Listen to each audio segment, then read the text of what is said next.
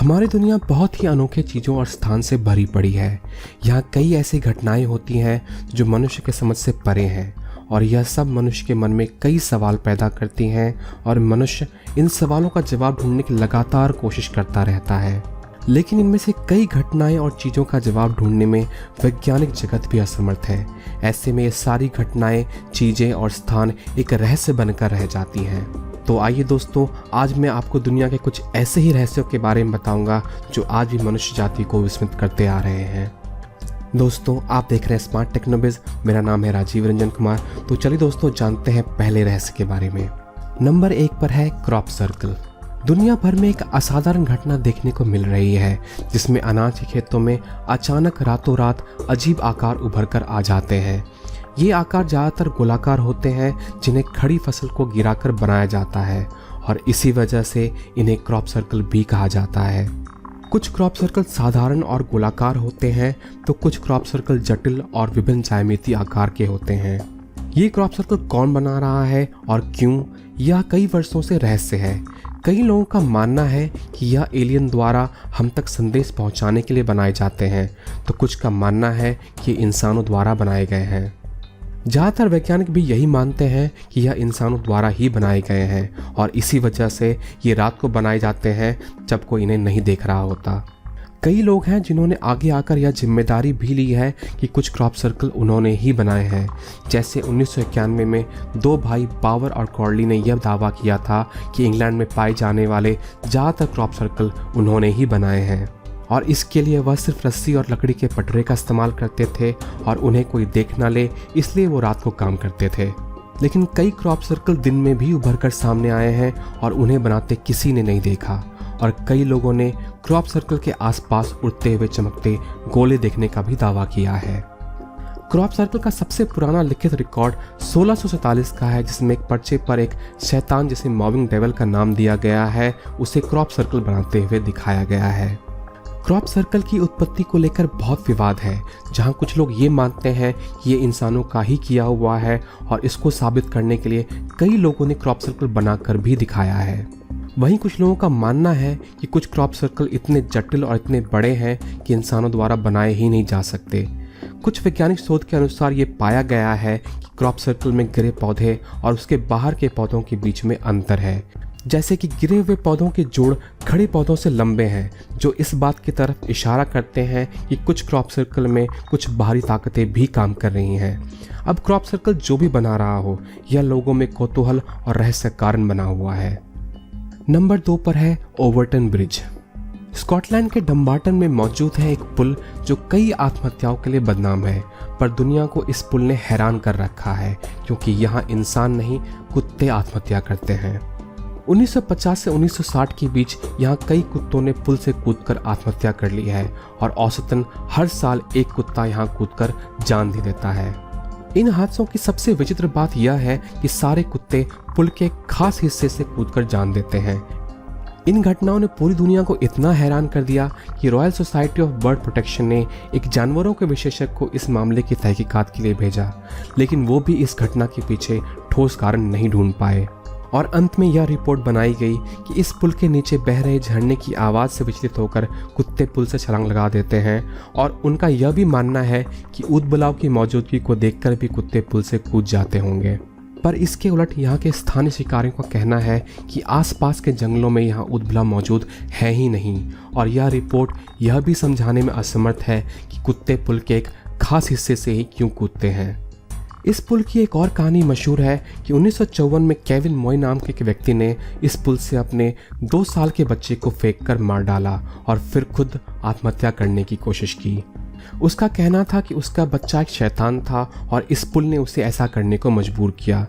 इस पुल का रहस्य अभी तक बना हुआ है और यहाँ चेतावनी देने के लिए बोर्ड भी लगा है जो कुत्ते के मालिकों को इस पुल के खतरों से सावधान करती है। नंबर 3 पर है नाज़का लाइन्स। पेरू के नाज़का रेगिस्तान में मौजूद है दुनिया की सबसे अनोखी पहेली। यहाँ के सूखे मैदान में मौजूद है अनगिनत रेखा चित्र। माना जाता है ये रेखा चित्र नाज़का सभ्यता द्वारा लगभग 500 ईसा पूर्व बनाई गई थी।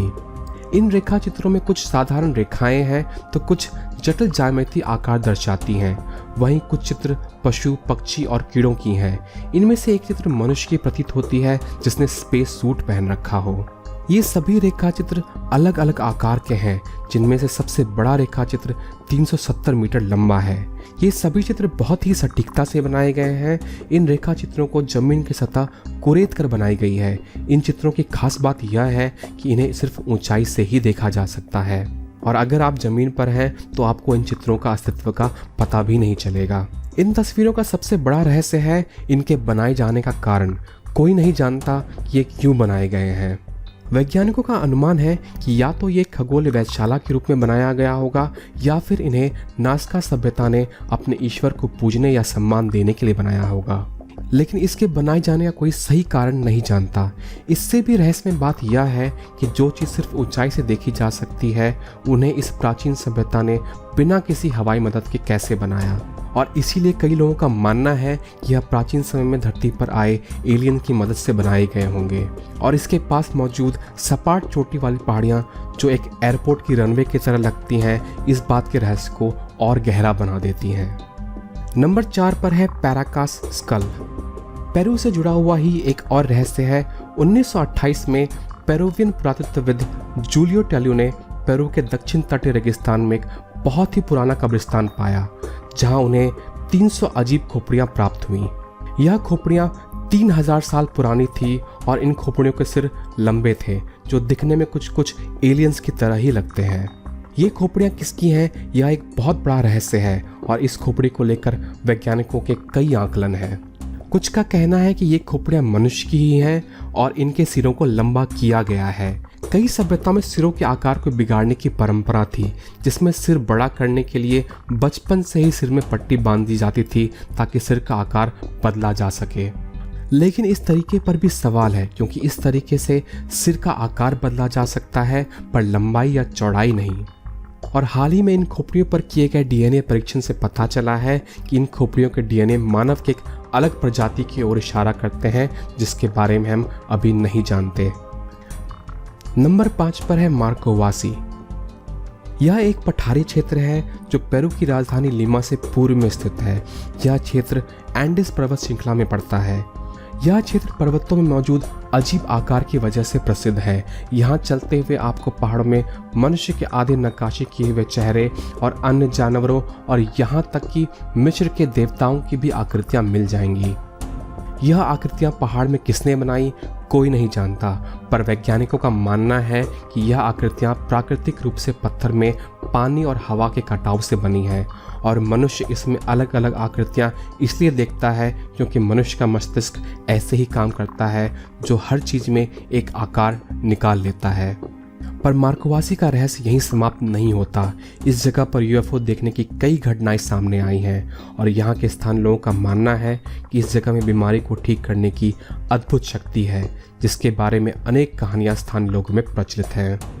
नंबर 6 पर है डेरिनकुयू अंडरग्राउंड सिटी। जमीन के नीचे तहखानों और खदानों के बारे में आपने ज़रूर सुना होगा, लेकिन क्या आपने एक ऐसे शहर के बारे में सुना है जो पूरा का पूरा जमीन के नीचे बसा हो? तुर्की के डेरिनकुयू के नीचे एक ऐसा ही शहर है जो कई मायनों में अनोखा है।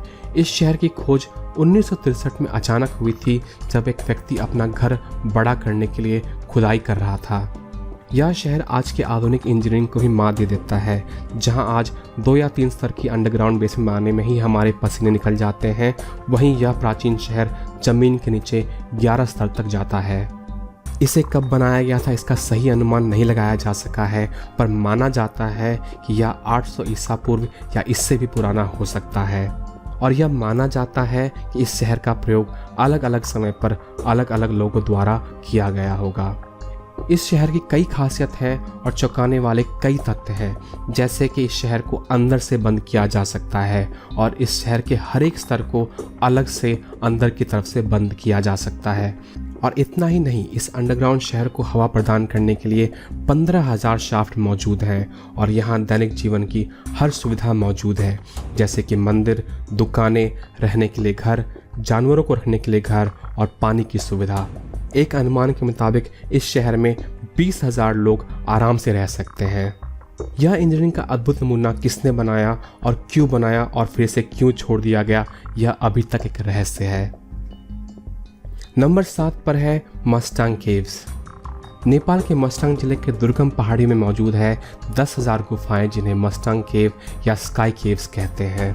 यूँ तो पहाड़ियों में गुफाओं का मिलना आम बात है, पर यहाँ मौजूद गुफाएं पहाड़ी के सीधे खड़ी ढलान पर मौजूद हैं, जहाँ पहुँचना बहुत ही मुश्किल है। यहाँ की गई खोजों में इन गुफाओं में कई मम्मीकृत शव बरामद हुए हैं और साथ ही साथ बौद्ध धर्म से जुड़ी हुई कई चित्रकारी, कलाकृतियाँ और पांडुलिपियाँ भी बरामद हुई हैं। जो शव यहाँ बरामद हुए हैं वो 2000 से 3000 साल पुरानी बताई जाती हैं। रिसर्चर लगातार इन गुफाओं की खोजबीन कर रहे हैं, पर वह अभी तक यह जानने में असमर्थ है कि इतनी ऊंचाई पर और खड़ी ढलान पर यह गुफा किसने बनाई, कैसे बनाई और क्यों बनाई। नंबर 8 पर है ईस्टर आइलैंड। पैसिफिक सागर में मौजूद यह छोटा सा टापू अपने अंदर कई रहस्यों को छुपाए हुए है। इस टापू पर मौजूद है विशाल मानव आकृति की मूर्तियां, जो एक ही पत्थर को काटकर बनाई गई हैं, जिन्हें मोआई भी कहते हैं। इन मूर्तियों का निर्माण 12वीं से 14वीं शताब्दी के बीच हुआ था और इन मूर्तियों का निर्माण यहाँ बस रहे रापा नुई लोगों ने किया था। इन मूर्तियों की औसत ऊंचाई 4 मीटर है और सबसे बड़ी मूर्ति 10 मीटर लंबी है और 82 टन वजनी है।